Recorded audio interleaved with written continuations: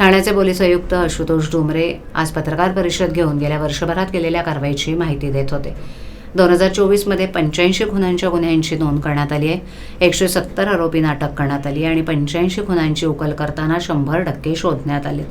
162 अंमली पदार्थ प्रकरणात मोठी कारवाई करत 16,46,00,000 रुपयांचे विविध प्रकारचे अंमली पदार्थ जप्त करण्यात आले.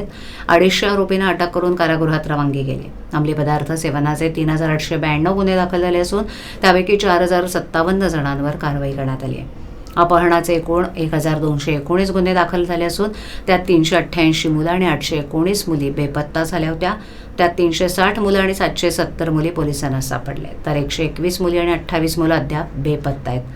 आज देशभरात बांगलादेश आणि रोहिंग्यांचे लोक बेकायदेशीरपणे भारतात लाच घेत आहेत. अशा स्थितीत त्यांना पकडण्यासाठी ठाणे पोलिसांनी कंबर कसली असून आतापर्यंत 28 गुन्हे दाखल करून 65 बांगलादेशींना अटक करण्यात यश आले.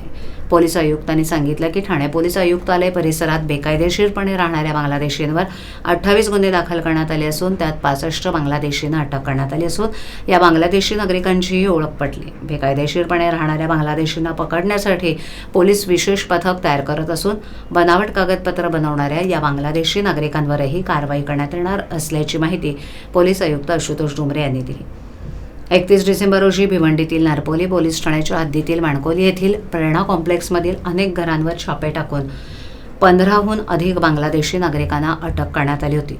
याआधी 20हून अधिक नागरिकांना अटक करण्यात आली. भिवंडीतील विविध ठिकाणांहून कल्याण डोंबिवलीतील अंबरनाथ इथून 15हून अधिक तर ठाण्यातील वर्तकनगर इथून 3 बांगलादेशी महिलांना अटक करण्यात आली. यावेळेला ठाणे पोलीस आयुक्त आशुतोष डुमरे यांनी पत्रकारांशी बोलताना अधिक माहिती दिली.